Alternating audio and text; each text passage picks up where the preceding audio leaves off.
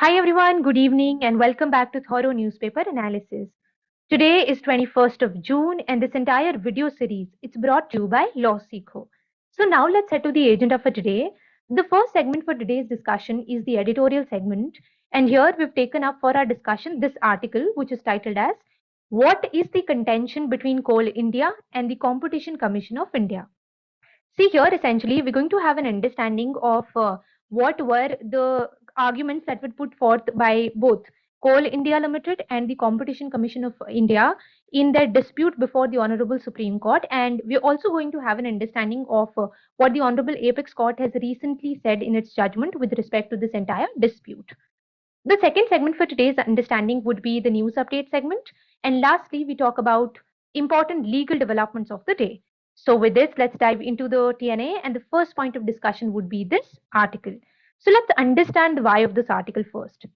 See, very recently on 15th of June, the Supreme Court of India, it held that there was no merit whatsoever in excluding the Coal India Limited, which is a public sector undertaking, from the applicability of Competition Act of 2002. So essentially, the Supreme Court, it has extended the ambit of the Competition Act by virtue of this judgment over Coal India Limited, which was denying its applicability on it. The Supreme Court was dealing with an appeal by Coal India Limited against the order of Competition Appellant Tribunal, which had alleged that Coal India it was abusing its dominant position. So in March of 2017, the Competition Commission of India it imposed a certain penalty on Coal India Limited, and this was for imposing unfair and discriminatory conditions in fuel supply agreements with power producers for supply of a certain sort of coal. So what essentially used to, happened was this that Coal India Limited, it was alleged that it was imposing unfair and discriminatory conditions in all of those agreements that it was entering into with the power producing companies, and as a result, these companies they got aggrieved and they had certain grievances, and therefore the Competition Commission of India it fined Coal India Limited. Coal India Limited, it was also found to be supplying lower quality of essential resource, which is coal here. So it was found to be supplying lower quality of coal at higher prices and placing opaque conditions in the contract about supply parameters and about the quality of the essential resource. So CIC it alleged that operating independently of the market forces, the Coal India Limited and its subsidiaries, they enjoyed dominance in the relevant market. What is the relevant market here? This is the market which pertains to production and supply of this sort of a coal in India. So Competition Commission of India, it was essentially alleging that Coal India Limited and its subsidiaries, they were misusing the dominance, the monopoly that they had in the relevant market. Now let's understand as to what was the case of the PSU before the Honorable Apex Court. See, at the very outset, the senior counsel representing Coal India and the other appellants, who was Shri K.K. Venugopal, he argued primarily that coal mines, which are operated by the appellants, Coal India Limited being one, operated by the appellants pursuant to the provisions of the Coal Mines Nationalization Act of 1973. So he was arguing that coal mines in our nation, they are operated by the appellants by virtue of the provisions of this particular legislation, and therefore this would be wholly outside the ambit of the Competition Act of 2002. And the reason for which this submission was made is this that the very purpose and the policy underlining the Nationalization Act, it was to monopolize the operation of coal mines and also coal mining in the hands of the central government. So the Nationalization Act it itself wanted to create a statutory monopoly in the hands of the central government when it comes to regulating the operations of coal mines and coal mining activities.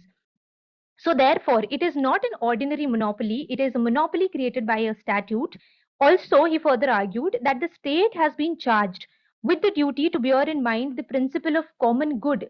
The state has been bestowed with the duty to fulfill the common good, and this is the common good. What is the common good here? It is ensuring equitable distribution of essential resource. Coal is an essential resource, and we have a directive principle of state policy in our constitution, which is Article 39B, which provides for a duty on the state that it ensures that all the resources of national importance and scarce resources, there is equitable distribution which serves a common good. So Coal India also argued that it operated with the principle of common good, and it was ensuring equitable distribution of essential natural resources. Here, the resources coal.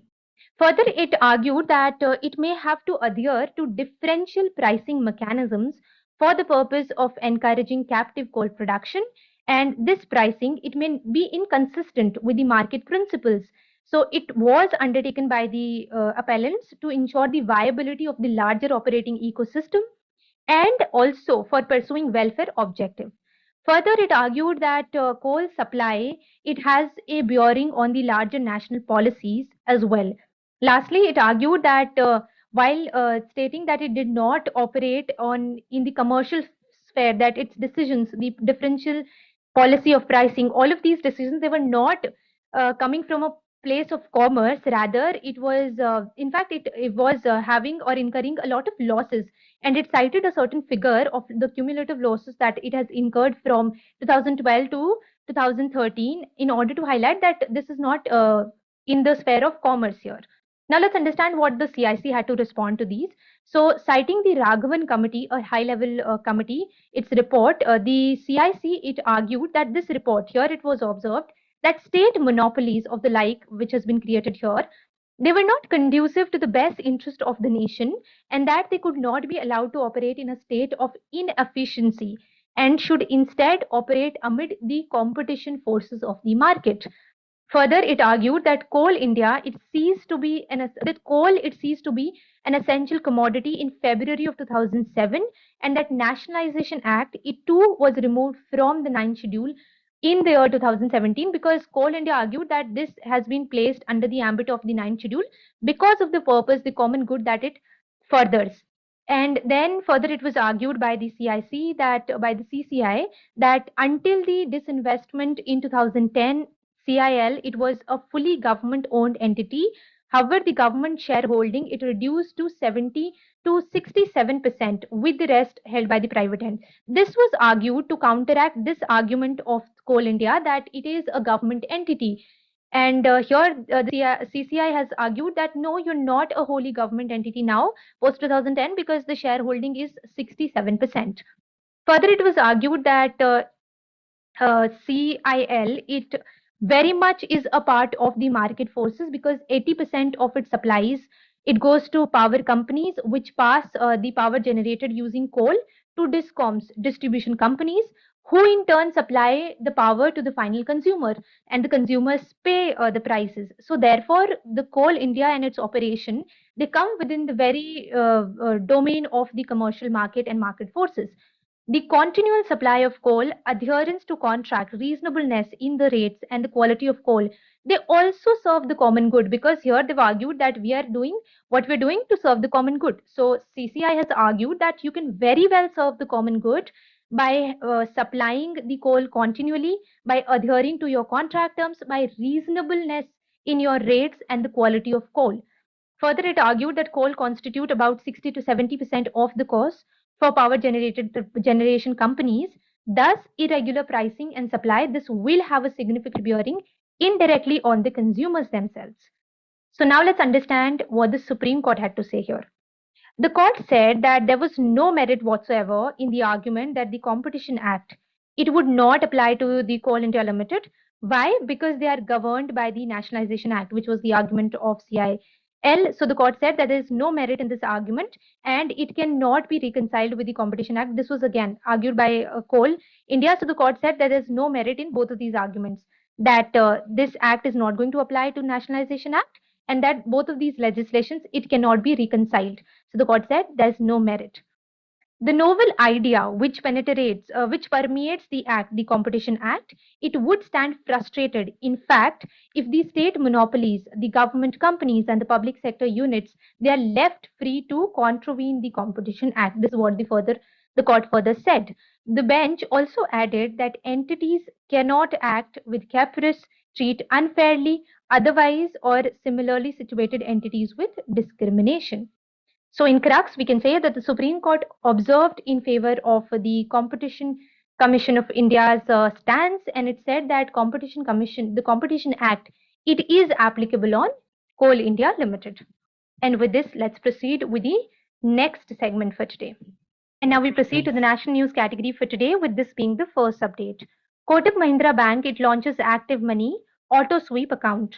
Private lender Kotak Mahindra Bank's new auto sweep facility, ActivMoney, for consumers with savings account, it will enable them to earn fixed deposit like interest up to 7% per annum. Consumers, they will be able to withdraw their funds anytime, and once they've availed of this feature in their savings account, it automatically transfers the amount above the default minimum threshold of 25,000 in multiples of 10,000 to an FD for 180 days, and during this particular period the amount it earns 7% interest. IndiGo, it sees the biggest ever deal in aviation history. Indian budget carrier IndiGo, it said that it had ordered a record 500 A320 planes from French manufacturer Airbus. This is the latest purchase, and it has eclipsed the Air India's purchase earlier this year, and therefore this has created a history in aviation sector. UP prisons, they are now to be called Sudhar Grahas or reform homes. So, in a significant move towards prison reforms, the Chief Minister of the state, he has emphasized the need to transform prisons into Sudhar Grahas or reform homes, and he has instructed the preparation of a new prison code or act for the state. Currently, if we have a look at the legal regime, we have two legislations. One is the Jail Act of 1894 and the Prisoners Act of 1900. They govern the functioning of the prisons. However, these acts, they're outdated and therefore they're not aligned with the changing times. And therefore, the Chief Minister, he has highlighted the need of having new legal regime in place. India to gift INS Kirpan to Vietnam. So, during a meeting between the defense ministers of India and his counterpart in Vietnam for reviewing the progress that has been made on various bilateral defense cooperation initiatives between the two countries, it was revealed that Vietnam People's Navy, it will soon receive INS Kirpan, which is a warship from Kukri class, which was commissioned in 1991. Goa Chief Minister launches mascot for the 37th edition of Indian National Games. The Chief Minister of the state, he launched Moga, which represents the Indian bison, for the 37th edition of the Games, which are scheduled to be held in various locations in the state of Goa. This competition, it will feature competitions in total 43 disciplines, and latest addition being Gatka, which is a traditional martial art form. The national games in India, they are organized by the Indian Olympic Association. And here I have a question. This has been covered multiple times in our TNA as well. Who is the current president of Indian Olympic Association? Ravi Sinha is now the new RAW chief. Ravi Sinha, a senior IPS officer from the 1988 batch of Chhattisgarh cadre, he has been appointed as the new chief minister of India's External Intelligence Agency, which is RAW, the Research and Analysis Wing. Sinha, he will take over the charge from Samat Kumar Goel. This has brought us to the international segment for today. First update pertains to World Refugee Day. This day is observed internationally every year on 20th of June, and it is designated by the United Nations to honor the refugees across the globe.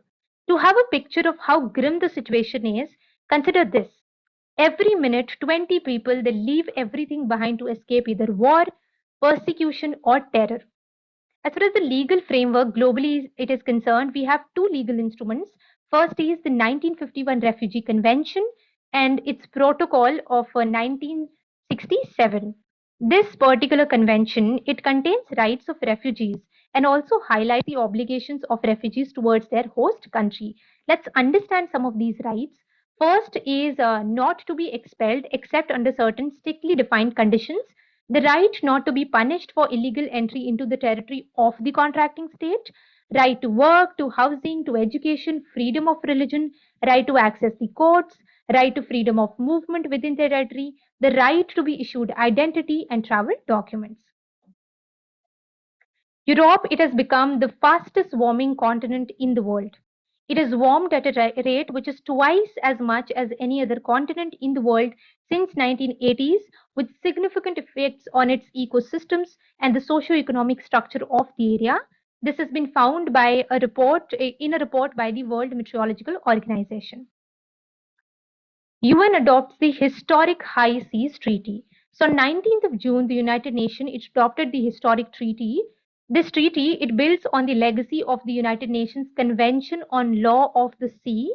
It strengthens the legal framework to ensure the conservation and the sustainable use of marine biodiversity of those areas which fall beyond the national jurisdiction. And this area falling beyond the national jurisdiction of any country, it covers over two-thirds of the oceans. We've also covered a detailed TNA article, I think in the month of March, so you may go back and have a look at that video. Bangladesh floats currency for the first time to access IMF funds. Bangladesh's central bank, it will allow the currency to float freely, finally giving into demands for the International Monetary Fund to unlock more money from the US dollar $4.7 billion loan program. Indonesia SpaceX, they launch a satellite to boost internet connectivity. They launched the country's largest telecommunication satellites from the United States in a project which is worth US dollar 540 million for the purpose of boosting internet connectivity. And this has brought us to the legal segment for today with the only update coming from the Honorable Apex Court, reiterating that in a case of circumstantial evidence, the chain has to be complete in all respects so that it indicates the guilt of the accused and also exclude any other theory of the crime. The top court said while setting aside the conviction and life sentence awarded to an accused by the High Court of Madhya Pradesh in a case pertaining to 2010. The name of this particular matter is Lakshman Prasad alias Lakshman versus the state of MP. And this has brought us to an end of the TNA. In case you want to get access to the free study material or the TNA slides used in this video, please feel free to join our Telegram channel. And for this very purpose, you may click on the link which is given in the description or scan the barcode here. These are the point of contacts in case you want to get in touch with LawSikho. Also, the quiz which is based on yesterday's TNA, it is available in the link, the description of this video. Thank you for being with us.